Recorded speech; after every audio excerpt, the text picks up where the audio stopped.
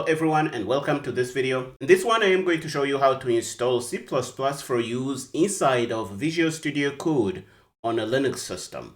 But before we actually look at that, let's see what you can do after you are done with this video. I am going to hop over on my Visual Studio Code installation here, and this is running on Linux. If you do uname, you see that it is a Linux system, and we have a project open. You see we have a main CPP file, we have a person class which is brought into the main CPP file. We can compile and run this application. If we want to compile it, you can come to terminal and run task and choose whatever compiler you want to use. In this case we have a GCC configured, so we're going to choose that, and it seems that we have a problem. Let's go to our tasks.json file. Let's try to run that again.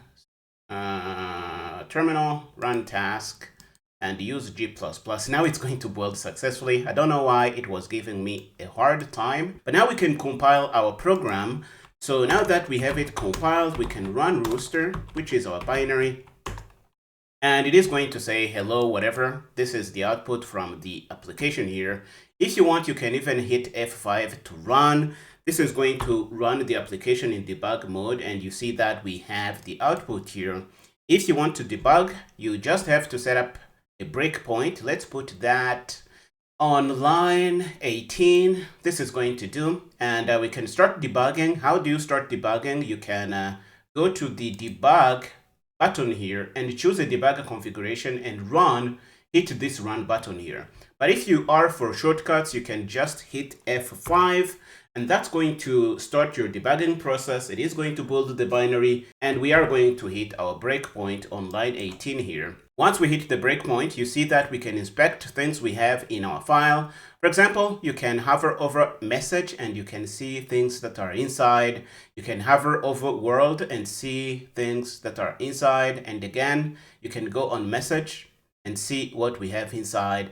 And the most important thing is that you can step through things. For example, we can stdc out endl.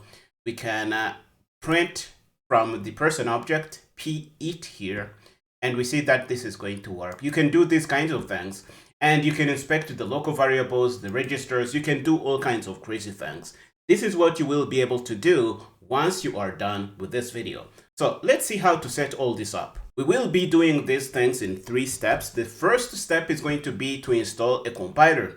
On Linux, it is possible to install the GCC compiler. It is possible to install the Clang compiler, but Visual Studio Code officially supports, by officially supports, I mean in the documentation, they say that they support GCC, and they are going to give you a good experience.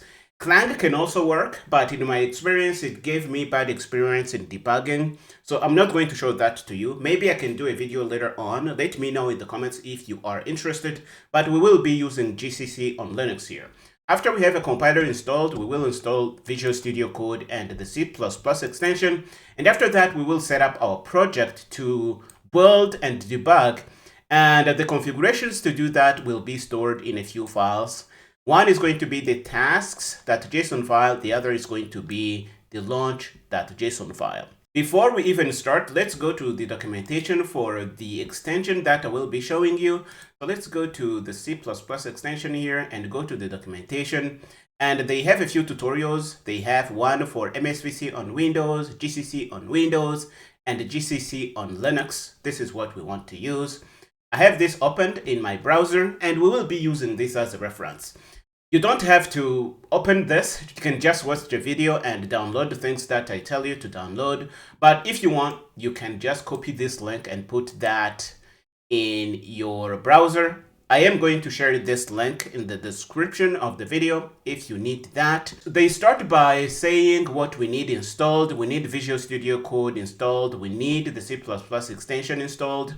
We will install these things later, but we are going to install the compiler first, which is what they say here that we need to make sure we have. This is how they tell you to install the compiler. So you can say gccv to see if you have it installed. If you don't have it installed, you can do sudo apt-get update and then install build essential on your system. Let's do that. We are going to hop over into our terminal and run these commands. So let's do sudo apt-get update. because I am doing this on Ubuntu, so these commands are going to work. I am going to put in my password, and it is going to get any updates that are needed. While it is running, we can hop over back to the documentation and grab the command that we need, which is going to install GCC. So we can copy it. I have trouble copying this. My mouse is not cooperating. Let's hop over back. You see the update is done. Now we can put in the command to install Build Essential and GDB. This is going to install the GCC compiler on Linux and give you the debugger. And it is going to tell me that everything is installed on my system because I already installed those things. But if you don't have them installed, they are going to install on your system. After we have that, we can do GCC -- version as they say in the documentation. We have a GCC 11 installed. We can do G++ version. It is going to report the version that we have installed here. We can also do GDB version, and it is going to tell us the version. And now we can be sure that we have GCC installed on this system here, and we are ready to move on with the tutorial. We are not going to completely follow the tutorial here. We will be changing a few things if I find that interesting. Now we can move on to the step to install Visual Studio Code because they say you need that. You can hop over to the link that they have here and download and install Visual Studio Code for whatever Linux distribution you are on. After you do that, you will start Visual Studio Code. And we can start Visual Studio Code from our terminal. Let's try to do that. So we go to the terminal and we say code and run like this. This is going to start Visual Studio Code. And after you have it, you will create a folder somewhere on your system. Let's cd into my home directory. Let's do ls.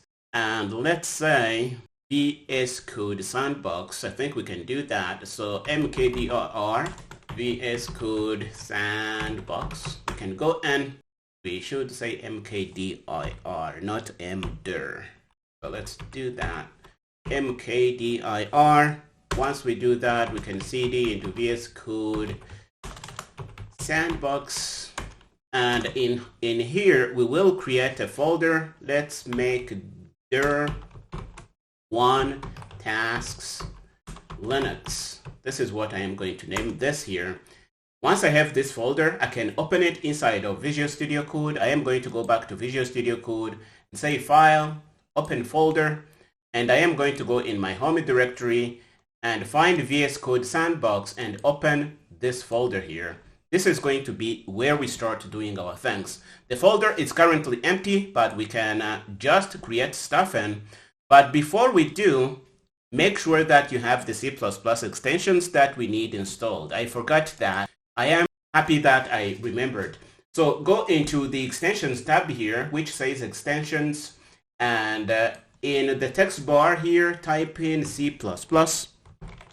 And they will give you a suggestion by Microsoft. So this is what you need to install.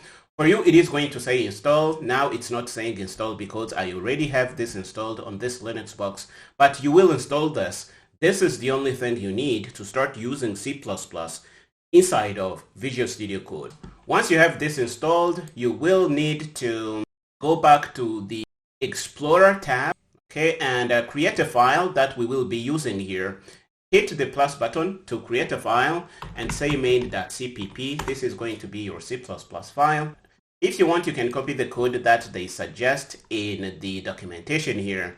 But I want to use C++20 for this project. So let's try to go to cpp reference space shell operator. They will give us some code that we can use to test that our compiler at least supports C++20. And the code that I am talking about is what we have here. So let's copy this code and steal it and paste it back into our main.cpp file. This is the code we will attempt to compile from inside of Visual Studio Code. And our compiler needs to support C++20 because we are using a C++20 feature here. You can read about this operator from CPP reference. Now we have the code. How do we compile and run it? Well, the documentation says that you need to, let's go down and see if we can find that. They say that you need to go to this button here in the top right corner and press the run button. Let's try to do that. We go back into Visual Studio Code, and it is not saying the same things it says, but you can select run C and C++ file. If you try to do that, it will tell you to select a compiler. It is going to pop up a dialog with the compilers that it has detected on your system.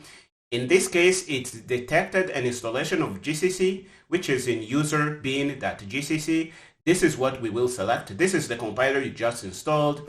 So let's use that with G++ because we are using G++. So I am going to select the second thing here. If I do that, it is going to fail. But if you look in the Explorer here, see that we have generated a .vs code folder. I want you to see that. Okay, let's make sure I can highlight this properly. So we have a .vs code folder here. And if we go inside, we have generated, let's close out of this. We have generated a tasks.json file. Let's look at that file because this file is what is going to be used to tell Visual Studio Code how to compile your code. And you see we have a tasks property which contains a JSON array, and this JSON array is going to be containing configurations that your Visual Studio Code instance is going to be using to compile the code. You see that they say that the command that is going to be run is G++, which is inside of our user bin directory. By the way, if you want to see where your compiler was installed, let's do Control Z.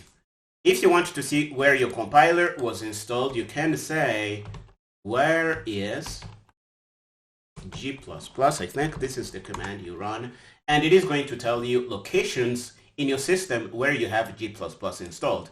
If you go there, you will find this binary here. This was something I think was fun. Now, what do we need to do to compile this code? Because it is failing to compile, we need to configure our compiler to use C++20. And to do that, we have to add another flag after the G option here, which is going to be specifying the C++ standard that we need. So we need to add this thing. I chose C++23 because GCC supports this. So why not use it? It is the best standard. Now that we have put this option in, and by the way, if you don't want to type these things, or if for whatever reason you need a reference, please find the code for these things in the GitHub repository that I am going to link in the description below. So you have this here. Now we can try to run again. Again, we come here and hit the run button. Now it is going to compile successfully, and it is going to run the application. If we go to terminal, you see that it has output some stuff. Okay, now we can run the application, but there are a few things that we can configure to make the experience better. Let's go back to the documentation and pick some clues. Now we have run hello world. We can run it and see things running in our terminal. And you see that in the documentation, they talk about the tasks.json file that we just generated. But we have one that is specific to what we just did. So we can skip over this thing in the documentation. But if we go down, there is something useful that we can take advantage of here. So down here, they say modifying the JSON file that we generated. We can modify it to make it build multiple C++ files. This is something I find useful. So I am going to grab this code snippet here and replace it in place of the file thing that we used in our tasks.json file. So I am going to take this thing out on line 11. So let's take this out and paste in what we just got from the documentation and make sure this is aligned properly. Put a comma after that. So we will be building every C++ file in the workspace folder, but we also want to change the name of the binary to rooster because that's what I like to do. You can name it whatever you want, but it is going to be put into the same folder as the file, as the active file selected in the file explorer here. This is something you need to know. That's why we need the file selected here. So we're going to select the file and then try to run again. Now it's going to generate a binary named rooster. Okay, you can see it here. Let's make sure everybody can see it. We have our binary here, and the binary has run and it has output this text here. This is what we are doing. We can run our application. The next thing I want you to do is to debug your application, to be able to step through things, to really see what is happening in your application. Debugging is surprisingly easy. All you have to do is set up a breakpoint. So we can put a breakpoint, for example, on line 18 here. You see the red dot here is a breakpoint. And after you do that, you come to the button on top here and choose debug C or C++ file. Once you do that, the binary is going to be built again. It is going to be plugged into the debugger that is associated with our compiler, and we are going to hit the breakpoint here. You see on line 18, we have hit the breakpoint. We can hover over things to see the data inside. For example, you see that our point object contains X and Y. We can look at S, the set here. You can see that it doesn't have things inside. We can go to any object and really hover over it. But also we can go on the left and look at the local variables that we have set up in our project. We can really inspect things. You can set up watches. You can look at the call stack. You can do all kinds of crazy things. But my favorite part in debugging is to step through code to really see what is happening as our code runs. Okay, now we can debug our application and everything is really fine. But this is not completely foolproof because, for example, if you need to pass arguments to the application that you are debugging, then this doesn't work because this is completely taken over by Visual Studio Code. There is a way you can set up a configuration file for debugging, and that file is going to be picked up by Visual Studio Code with the information that you have inside.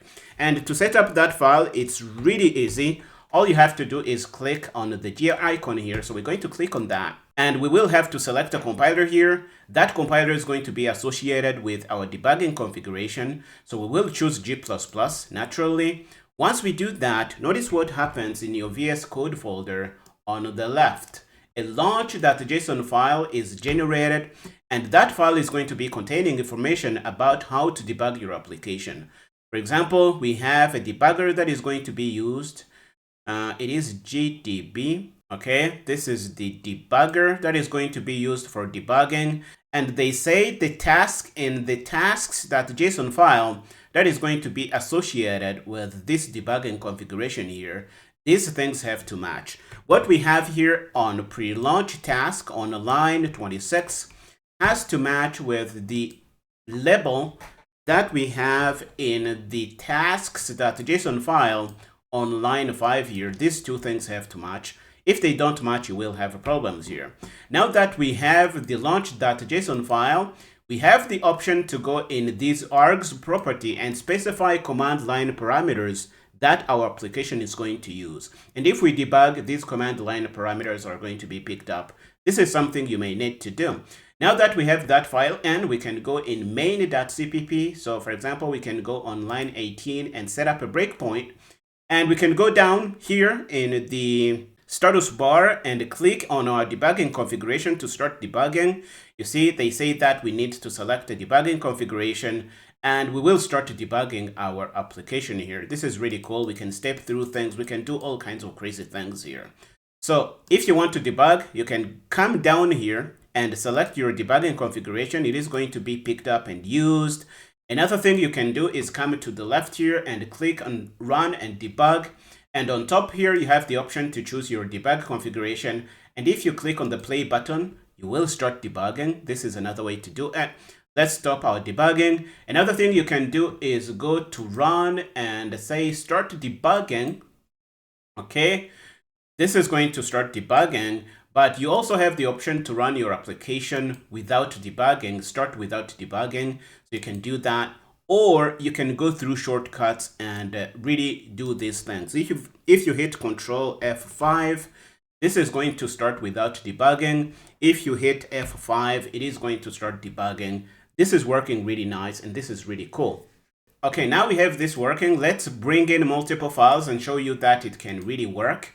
So I am going to add in a person header file and a person CPP file. and I am going to put in the code that I steal from my GitHub repository because I don't want to type all these things. So we can go here and grab the header file.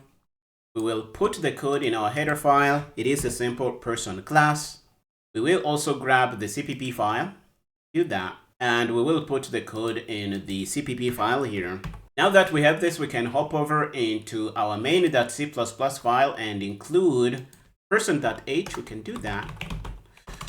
Include person.h, and we can create a person object in our main file here. So we can say person p, and we can say p_eat, for example, and this is going to do what we want to do. I think we can put a new line character after this thing here, so we can say \n here to put a new line character after we print all these things. This is going to do. After we do this, we will have to rebuild the application. So for example, we can hit Control F5 to run without debugging and see that our I am eating text is outputted. It is output here, and this is really cool. Okay, you can use multiple files with this setup that we have done here. Okay, now we have a working configuration that we can use to do C++ development from within Visual Studio Code. We installed the GCC compiler, we installed Visual Studio Code and the extension, and we saw that we can configure stuff through these configuration files here. But this is not completely foolproof. The good thing about this is that it is simple. You don't have to install a lot of things, but it also has a lot of drawbacks. For example, it is hard to configure properties. It is hard to switch IDEs. These JSON files are a Visual Studio Code thing. If you put them in another IDE, it is going to completely not understand what is happening. It is very hard to bring in third-party dependencies with this way of doing things.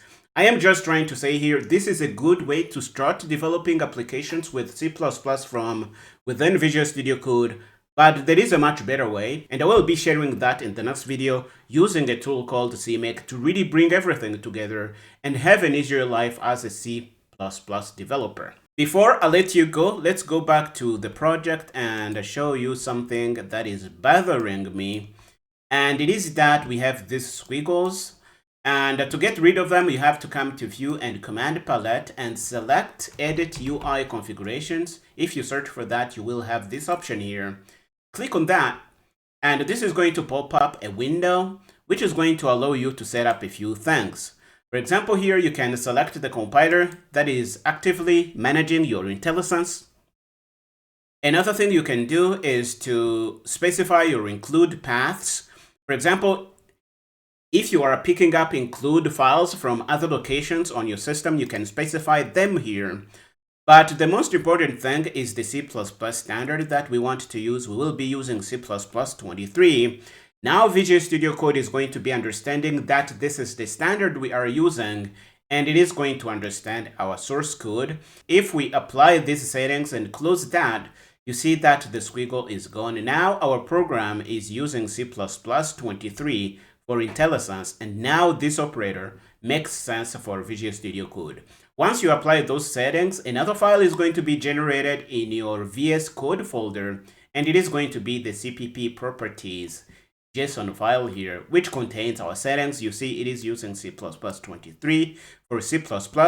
If you want to change the standard for the C programming language, you can set that up here. You can really do all kinds of crazy things. This is really all I had to share in this video. I hope you found it interesting. Make sure to watch the next video in this series where I am going to show you how to use CMake to do things better. Don't worry about this CMake thing. If you are a beginner, it may scare you off, but it is really a good investment for your time if you plan to do something serious with C++. Make sure you watch that. I am going to put links to these videos in the description below in an order that you can follow them nicely, so make sure you check that out. And if you like the video, why not like, comment, share, or subscribe? I am going to stop here, and I will see you next time.